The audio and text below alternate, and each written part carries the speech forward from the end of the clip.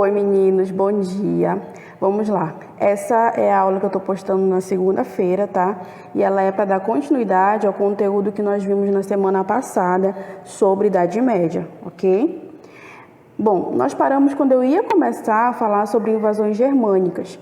Porém, no início dessa videoaula, eu vou dar um apanhado geral sobre o que nós estamos falando, principalmente para aqueles que não assistiram a aula ao vivo da semana passada, tá? Então, meninos, nós estamos no quarto módulo, tá? E estamos falando sobre Idade Média. Idade Média é o tema dos 2 capítulos que tem no quarto módulo. E o que é a Idade Média? Idade Média é o período da história que vem depois do Império Romano, ok? Então, lembra que lá no terceiro bimestre nós estudamos o Império Romano, estudamos monarquia romana, república romana, aquelas instituições e tudo mais? Pois é, chegando no século V, ou seja, ali pelos anos 400, o Império Romano acabou. E o que veio depois do Império Romano foi um período histórico chamado Idade Média. E isso eu estou falando apenas da Europa, tá? A Idade Média, ela aconteceu em uma parte da Europa, na parte da Europa que a gente chama de Europa Ocidental. Ou seja, eu posso falar que existiu Idade Média no Brasil? Não posso falar. Posso falar que existiu Idade Média na África? Não posso falar. Claro que, enquanto estava acontecendo a Idade Média na Europa Ocidental, e nos outros continentes estavam acontecendo outras coisas, mas não era a Idade Média, tá? Então, cada continente tem sua história, e como a gente estuda história europeia, né, a gente vai estudar o que é a Idade Média, tá? Então, só para ficar claro, Idade Média é o período que vem depois da história romana. Quero isso na ponta da língua quando eu perguntar. Tá? Ai, me engasguei. Sim. E dentro da Idade Média, nós vamos ter uma organização social específica, tá? Durante a Idade Média, nós vamos ter uma Europa mais voltada para a parte rural. Ou seja, as pessoas vão deixar de estar nas cidades, nas capitais, para estar no campo. A maioria da população vai estar no campo, trabalhando com plantação, com agricultura e tudo mais. E a Europa como um todo, ela vai estar organizada em feudos. O que são feudos? São como se fossem grandes fazendas, onde vive um senhor feudal, dono da fazenda, e onde vivem os seus servos, que são aqueles que o senhor feudal acolheu, deu um pedaço de terra, e em troca desse pedaço de terra, esses servos trabalham para esse senhor feudal. Tudo isso que eu estou explicando, senhor feudal, feudo, nós vamos ver em detalhes aí pelos próximos vídeos, tá? Agora, vocês só precisam saber que durante a Idade Média, a Europa era dividida em feudos, que são como se fossem grandes fazendas, grandes lotes de terra, onde tinha o senhor feudal e os seus servos, tá? Só. E aí, o que eu estava falando com os meninos? Na aula ao vivo de semana passada, eu falei com eles de como foi essa transição do Império Romano para a Idade Média. Porque a Idade Média ela vai ocupar o território que era dos romanos, tá? E como é que isso vai acontecer? Em primeiro lugar, nós estudamos como foi que o Império Romano acabou, por que ele acabou. E em segundo lugar, nós estudamos como foi que essa Idade Média se construiu em cima desse Império Romano, tá? Só para relembrar vocês que assistiram a aula ao vivo e para ensinar para vocês que não assistiram. O Império Romano, vocês lembram que ele era muito grande, né? Ele tinha uma grande extensão de terra, justamente porque os romanos viviam o tempo todo em guerras de conquista, viviam o tempo todo conquistando territórios, não era isso? Era, pois é. E aí, nessas guerras de conquista, eles sempre conseguiam os chamados prisioneiros de guerra. Esses prisioneiros de guerra iam para Roma se tornar escravos. Então, Roma dependia bastante da escravidão, certo? Tudo que se fazia em Roma era feito por escravos. Desde ajudar os comerciantes até fazer as obras públicas, as estradas e tudo mais. Tudo era feito por escravos. Quando Roma parou com as guerras de conquista, quando Roma parou de se expandir porque já estava muito grande, né, não precisava mais conquistar a terra, parou de chegar escravos em Roma. Então, o número de escravos foi diminuindo e a economia foi sentindo isso. Então, o número de escravos foi diminuindo e aí a economia foi falindo, certo? Então, o primeiro motivo para Roma entrar em crise é a queda no número de escravos, ok? Então, além da diminuição no número de escravos, né, que causou uma crise econômica, esse início de crise econômica foi gerando um efeito dominó no comércio, tá? Porque a crise acabou diminuindo o número de produtos disponíveis nas cidades. Porque se não tinha escravo para produzir, para trabalhar, como é que eu ia ter as coisas para vender, para comercializar? Então, a diminuição no número de escravos foi gerando um efeito catastrófico dentro da economia romana, tá? Além disso, várias das coisas que Roma conseguia com as guerras de conquista eram produtos, eram coisas que eles saqueavam das outras cidades, então isso não estava chegando mais para aquecer o comércio em Roma, tá? Então, o fim da expansão e a diminuição no número de escravos causou uma grave crise econômica em Roma, tá? E aí, durante essa crise econômica, Roma começou a sofrer com algumas invasões de povos estrangeiros que viviam fora do Império Romano, tá? Roma tinha o seu limite, que é como se fosse uma cerca que protegeu o seu território, e além dos limites dessa cerca, viviam vários povos que a gente chama de povos bárbaros, tá? Ou reinos germânicos, que é o termo mais certo, tá? Esses povos bárbaros, no momento em que Roma começou a entrar em crise, passaram a viver ali no limite, passaram a viver ali nessa cerca.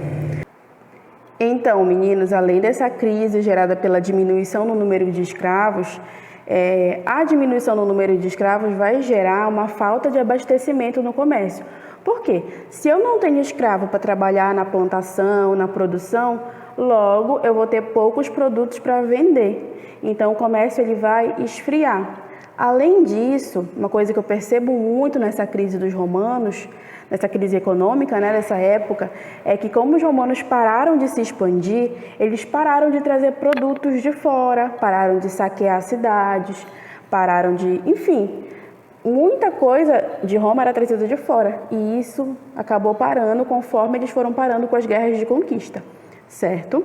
E nesse momento de crise econômica, Roma começou a sofrer com as invasões estrangeiras, com as invasões de povos que viviam além dos limites do Império Romano, tá? Se vocês forem olhar na internet, é porque eu não tenho como mostrar para vocês aqui agora, tá? Mas se vocês forem olhar na internet, lá na internet tem um mapa de como era o Império Romano. O Império Romano pegava uma grande parte da Europa, o norte da África e uma parte da Ásia, então era muito grande. Só que o Império Romano, ele não pegava o norte da Europa. E nesse norte da Europa viviam vários povos, que a gente chama de reinos germânicos. Ou, de maneira mais antiga, a gente chama de povos bárbaros, tá? Esses bárbaros, eles viviam para lá e eles não invadiam o Império Romano. Só que quando eles perceberem que o Império Romano estava ficando fraco, enfraquecido, eles vão começar a tentar fazer essas invasões, tá?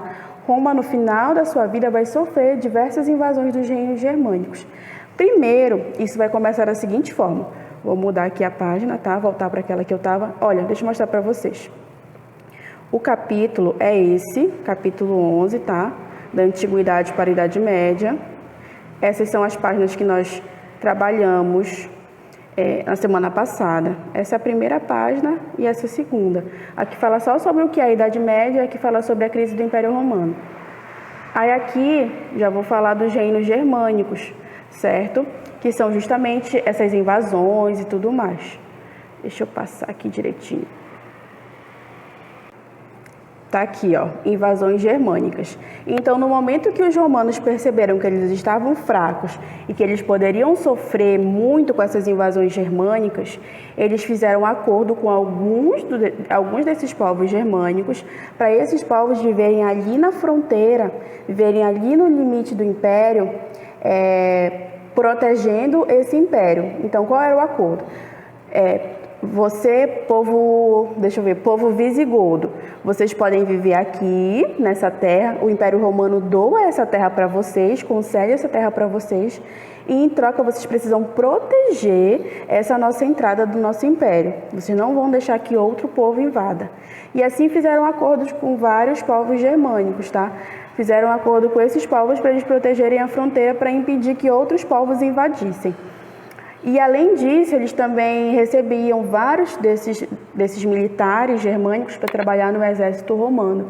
E eles passaram a ocupar cargos importantes. Então, no momento da crise econômica do Império Romano, os povos germânicos, eles foram se misturando com os romanos, tá? O Império Romano ele vai tentar se reerguer, ele vai tentar se manter. Uma tentativa que ele vai fazer para tentar administrar todo o seu território vai ser dividir o Império em dois.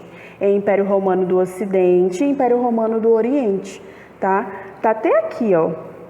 Entre as principais medidas adotadas pelos romanos para contornar a crise pela qual passavam está a ideia do imperador Teodósio, que no final do ano de 395 dividiu o território em Império Romano do Ocidente e Império Romano do Oriente.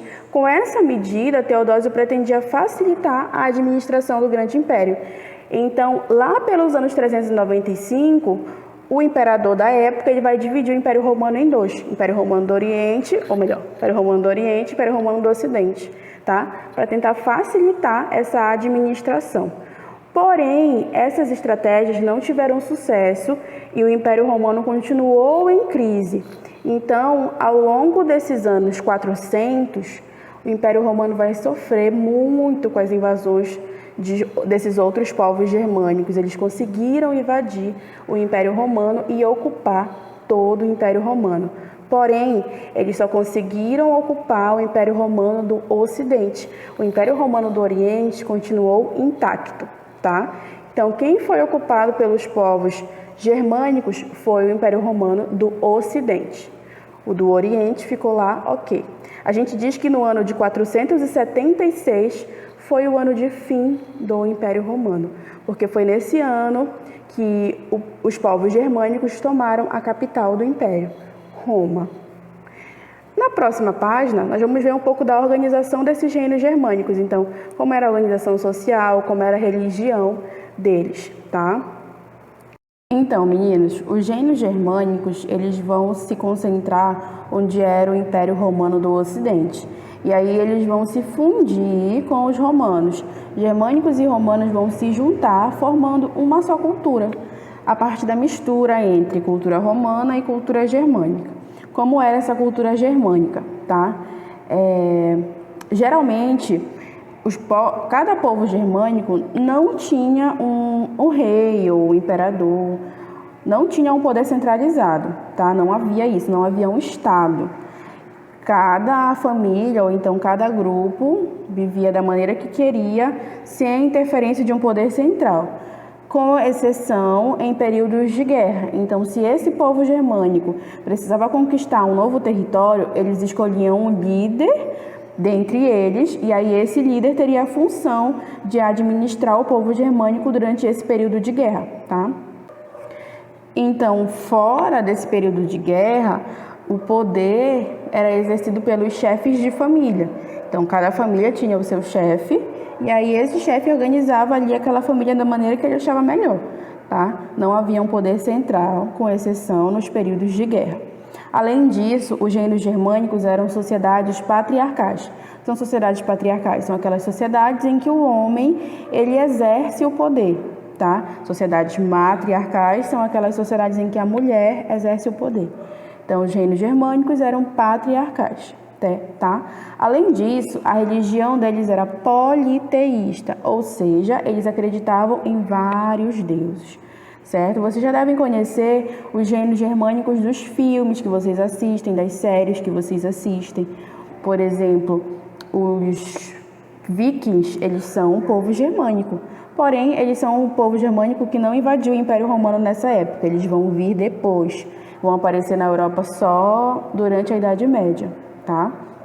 Nessa época aqui, nós vamos ter esses reinos, ó. Então, aqui era onde era o Império Romano antigamente, e agora é como ficou o mapa do Império Romano após as invasões.